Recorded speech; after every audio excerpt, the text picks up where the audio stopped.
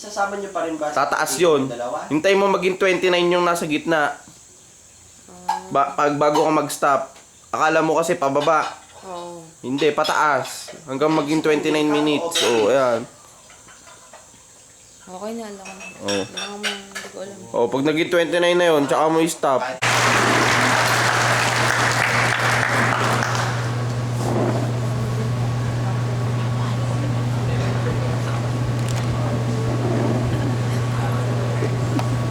Sir, I have the honor.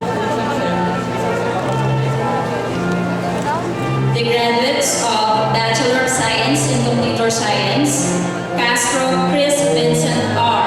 and Father.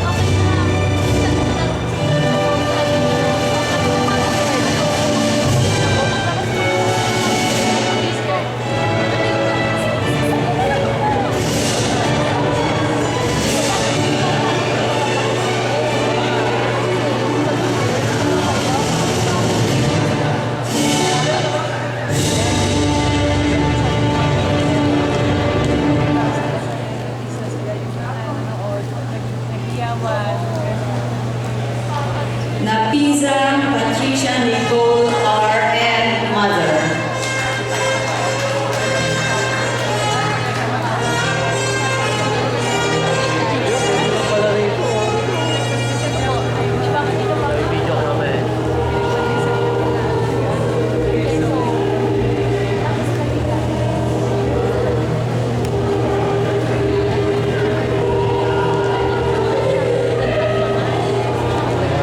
And Victoria J. Murphy and mother.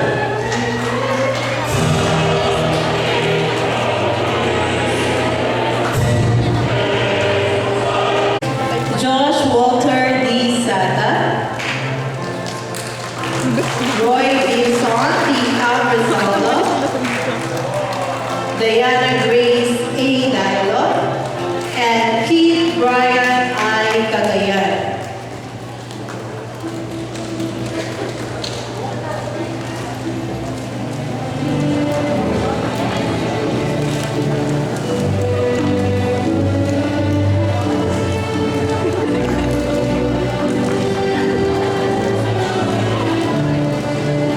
Nanginginig ako eh.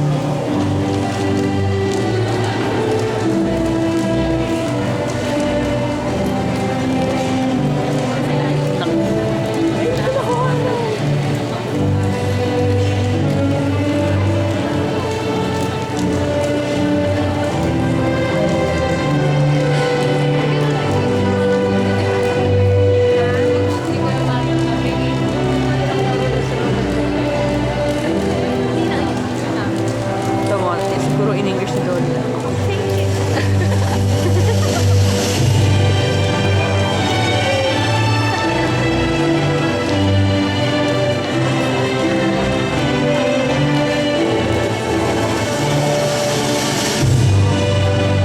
Because the award can have even 500 awards.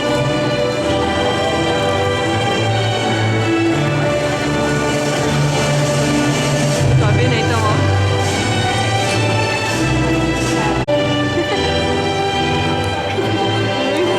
Wala pinicturean mo yung ano. Hindi, biglang ano. Hindi, ayun. Yung picture ko na Narlo, ayun. Teka mo na. Nasa screen.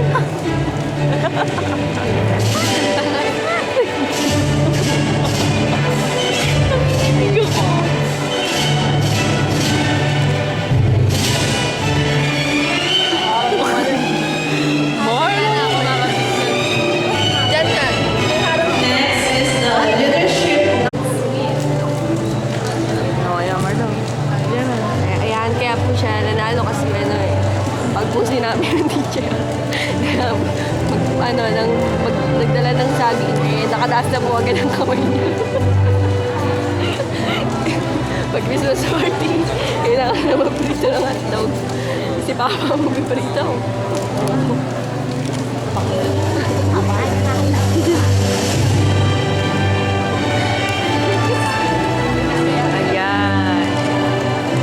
Ah. May paghalik. Wala na ako mo yung tanto dyan eh.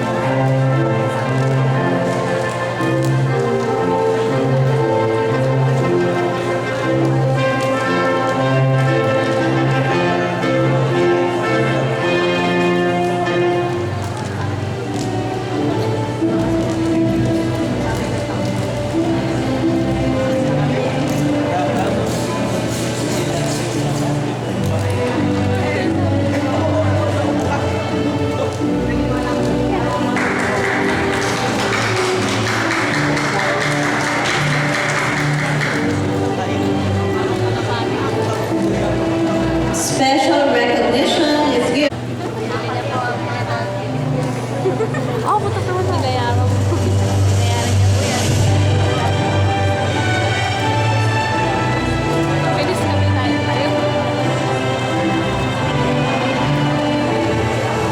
Parang 1.2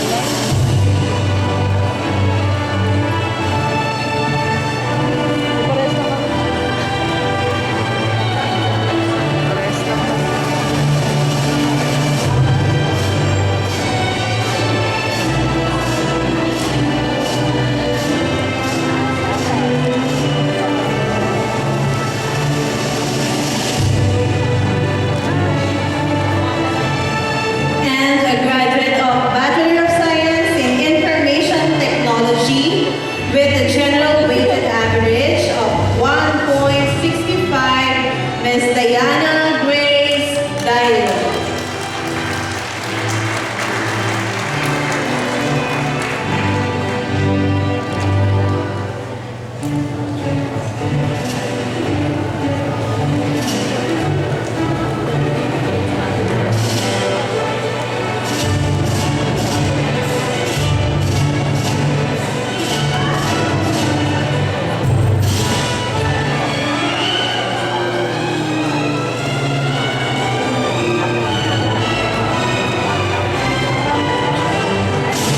Oo.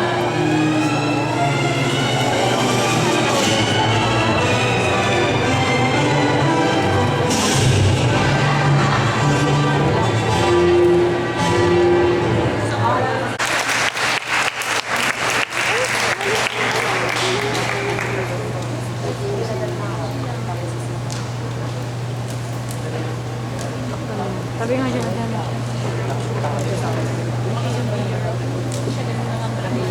Our commencement speaker, Mr. Chen Angeles de Lima.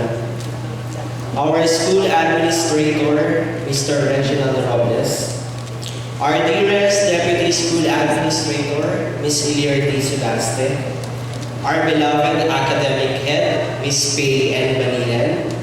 Members of the faculty and staff, loving parents, friends and relatives, my fellow graduates, ladies and gentlemen, good afternoon. Indeed, this day is a remarkable day for all of us. After a long period of day-to-day school commitments, school activities, and exams, this very special day has finally arrived, our graduation day. Every graduation day brings with it the same kinds of feelings. The joy of finishing one's studies, the regret in soon leaving one's classmates and professors, and the pleasure of the realization that one has achieved a significant step in becoming a more complete individual. The roads I have passed seem to be rough and narrow, yet I did not feel the stumbles and struggles because the Lord Almighty have somehow laid down an invisible red carpet for me to walk on.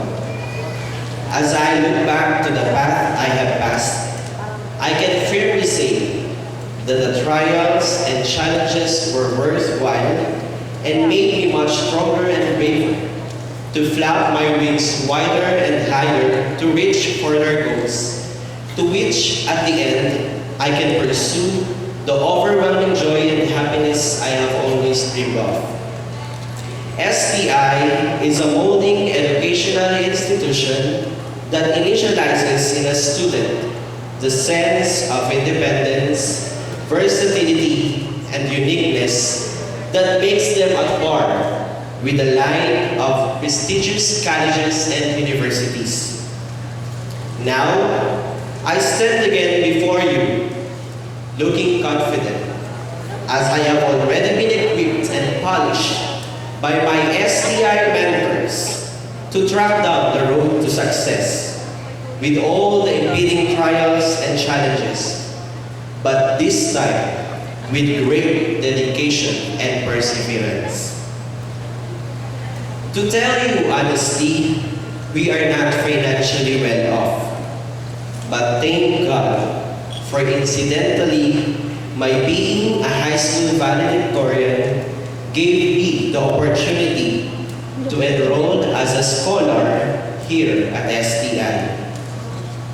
It was my fear and anxiety that made me aim high to a near perfection that always made me work with caution but with passion.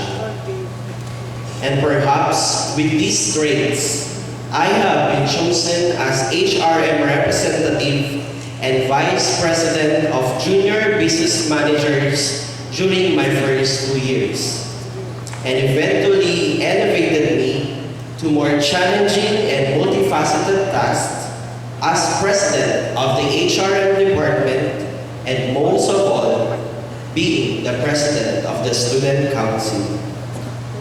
Being involved in such commitment and responsibilities is a difficult task while studying. But for this, I've learned a lot when it comes to time management and different strategies in bringing out the best in me. Together with the student council officers, we have successfully carried out a special fundraising project such as Adopt a Child, and some unique activities like Teacher's Day, and also the enhancement of the bulletin board, which converted our social, emotional, and intellectual well-being to a worthwhile cause. I also involved myself to the STI working force as student assistant of nursing department, dean's office with Dean Francisca Arellano, just to help my family in my daily allowance and also to ease the financial support being given to me. Joining the Talisan and Talino plates and pallets all in place category for 3 consecutive years and consistently having been awarded as first runner-up, which I firmly believe that we should have been tagged as champion, inspired me to become more competitive and stronger in all aspects and always aim to be on top. It will be impossible for me to reach such a remarkable point in my life without the enlightenment and guidance of the Lord Almighty. And furthermore, I can never close this particular chapter of my life without acknowledging those important people that made me what I am.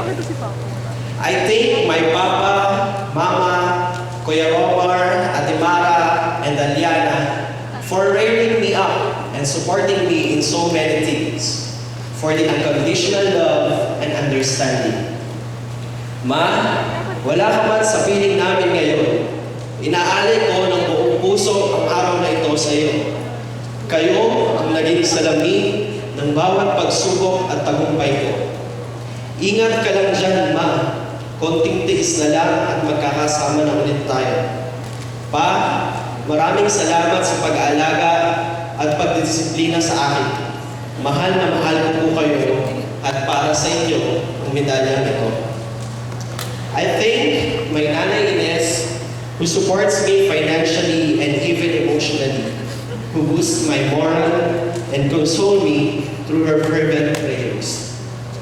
Nay, maraming salamat po dahil sa inyo ay naging matatag ako at matapang sa lahat ng problema na dumadating sa akin. Ang pagsisikap ko po makatapos ay para sa inyo. I hope na naging proud po kayo sa akin. Mahal na mahal kita, Nay.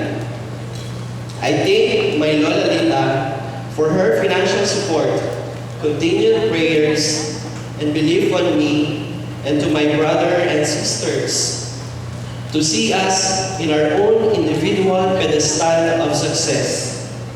Hindi ko na po alam kung paano ako magpapasalamat sa lahat ng naitulong ninyo sa aming pamilya.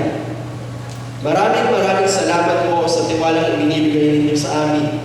Asahan niyo po na ang araw na ito ang simula ng aking patuloy na pagsusumikap para sa ikabubuti ng aking pamilya.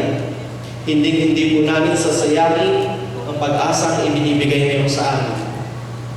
I thank my Lola Eddie and Nanay Feli, who also supported me financially and somehow gave me some words of wisdom and sense of humor. Maraming salamat po dahil hindi po kayo nagsawang tulungan ako. Isa po kayong napakalaking parte ng aking tagumpay. I thank my titos and titas for their advices and support, even in financial and social aspects, and even my cousins for